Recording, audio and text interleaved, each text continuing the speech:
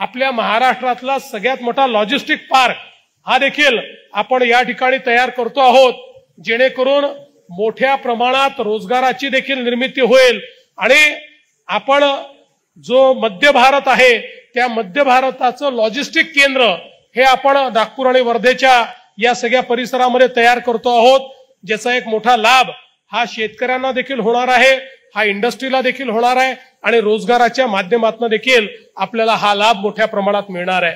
आणि यासोबत शक्तीपीठ महामार्ग जो खऱ्या अर्थानं विदर्भ, मराठवाडा आणि पश्चिम महाराष्ट्र यांना जोडण्याचं काम करणार आहे आणि दक्षिणेच्या भागामध्ये आपल्याला व्यापाराच्या नवीन संधी उपलब्ध करून देणार आहे, त्याचीही सुरुवात आपल्या वर्धा जिल्ह्यातूनच आपण करतो आहोत।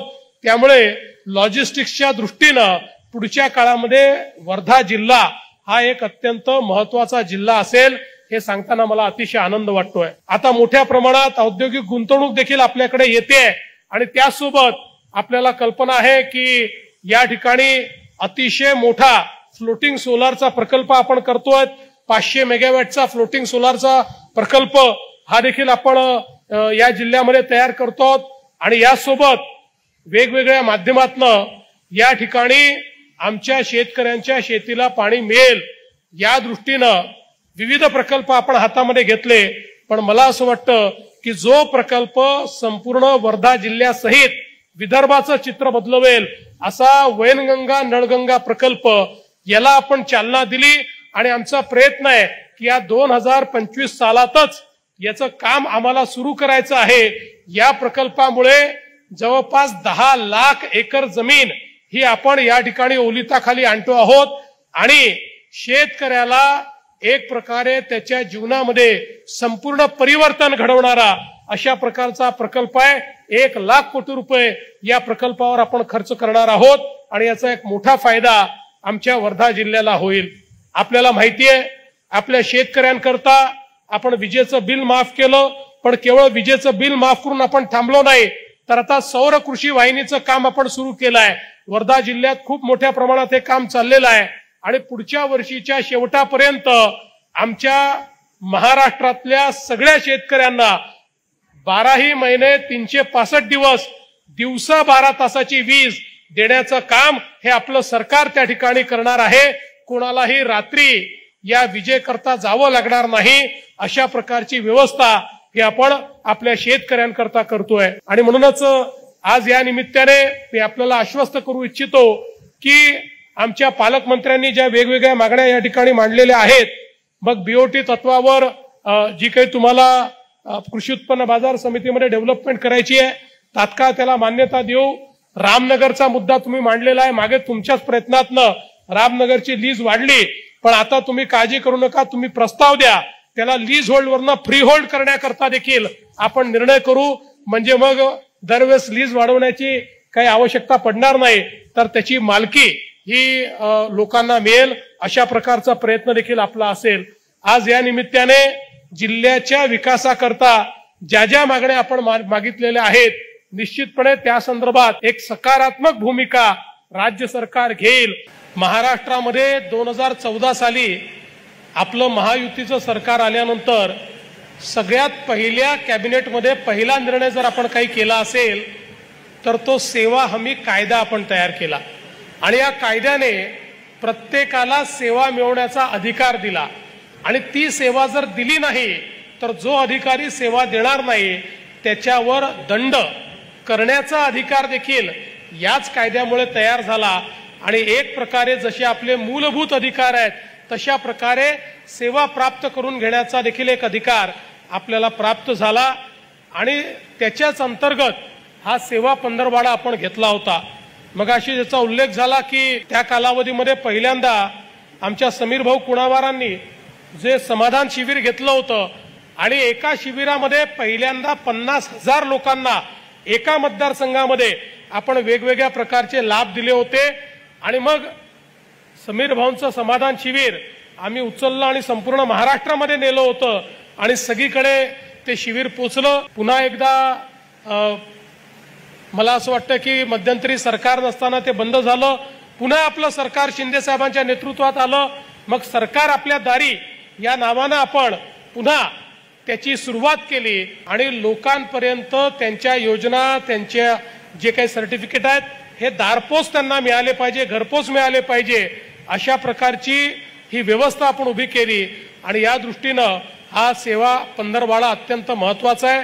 आणि मला अतिशय आनंद आहे की 15 दिवसामध्ये 22,000 लोकांना वेगवेगळ्या प्रकारचे या ठिकाणी लाभ मिळालेले आहेत. त्यातले वैयक्तिक किंवा जे काही गटाचे लाभ आहेत त्याचं वितरण देखील आता आपण केलं. 8 लाख रुपये, 5 लाख रुपये, 3 लाख रुपये हे आमच्या महिलांना त्या ठिकाणी मिळत आहेत. आम्हाला आमच्या लाडक्या बहिणींना केवळ 1500 रुपये देऊन त्या ठिकाणी शांत बसायचं नाही, तर आमच्या लाडक्या बहिणींना आम्हाला लखपती दीदी बनवायचं आहे, त्यांच्यापर्यंत सक्षमीकरण आम्हाला पोहोचवायचं आहे. त्या दृष्टीनं आपले हे सगळे प्रयत्न चाललेले आहेत. आणि मला विश्वास आहे, आम्ही ठरवलं होतं की आपल्याला 1 कोटी लाडक्या बहिणींना आपल्याला लखपती दीदी बनवायचं आहे. त्यातल्या 25 लाखाला आम्ही ऑलरेडी बनवलेलं आहे. आता या वर्षी अजून 25 लाख बहिणींना आम्ही लखपती दीदी बनवणार आहोत. लखपती दीदी म्हणजे जी महिला वर्षाला 1 लाख रुपयांपेक्षा जास्त पैसा स्वतःच्या भरोशावर कमवते. एकदा 1 लाख रुपये कमवून नाही, दरवर्षी 1 लाख रुपयांपेक्षा जास्त जी कमवते तिला आपण लखपती दीदी बनतो. अशा प्रकारे आमच्या 1 कोटी बहिणींना आम्ही महाराष्ट्रामध्ये लखपती दीदी बनवणार आहोत. आणि त्या संदर्भात वेगवेगळ्या जिल्ह्यांमध्ये कॉम्पिटिशन लागली आहे. त्यामुळे आता बघूया आपला जो वर्धा जिल्हा आहे या कॉम्पिटिशन मध्ये कितव्या क्रमांकावर येतो हे पंकज भाऊ आपल्याला, जिल्हाधिकारी आपल्याला या संदर्भात या कॉम्पिटिशनच्या माध्यमातून या जिल्ह्यातल्या जास्तीत जास्त आमच्या लाडक्या बहिणींना लखपती दीदी बनवण्याचं काम हे आपल्याला करायचं आहे. आणि मला विश्वास आहे की ते काम आपण निश्चितपणे कराल. आदिवासी समाजापर्यंत योजना पोचल्या पाहिजेत, शिक्षण पोचलं पाहिजे, या दृष्टीनं आपला सातत्याने प्रयत्न असतो.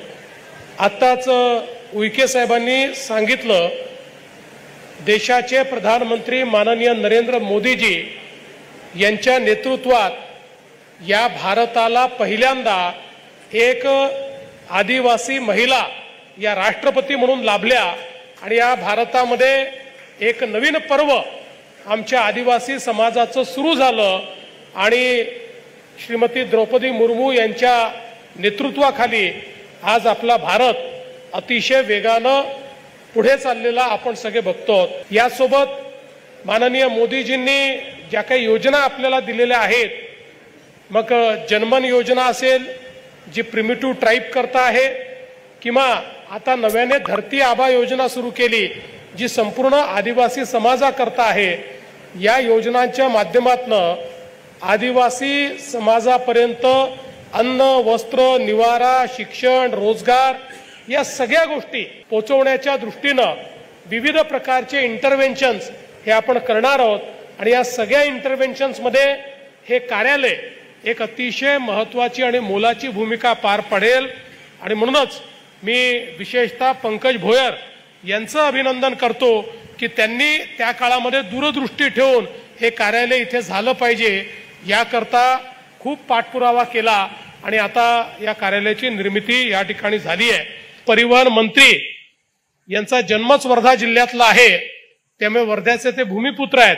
आणि म्हणूनच ते आल्याबरोबर सगळ्या आमदारांनी त्यांच्या पाठपुरावा करून आम्हाला अधिकच्या बसेस द्या अशा प्रकारची मागणी केली. खरं म्हणजे तुम्ही लोकांनी 50च बसेस मागितल्या, तुम्ही 100 मागितल्या असत्या तरी त्यांनी दिल्या असत्या, कारण जन्मभूमीपेक्षा मोठं काहीच नसतं. तुम्हीच मागण्यात कंजूसी केली, त्यामुळे आता जाता आता अजून 50 मागून घ्या, त्याही तुम्हाला निश्चितपणे मिळतील. आणि मला असं वाटतं की ते कधीच त्याकरता तुम्हाला नकार देणार नाही. लेटेस्ट अपडेट्स और ताजा तरीन खबरों के लिए TV1 इंडिया लाइव को सब्सक्राइब कीजिए और नोटिफिकेशन पाने के लिए बेल आइकॉन को दबाना मत भूलिए.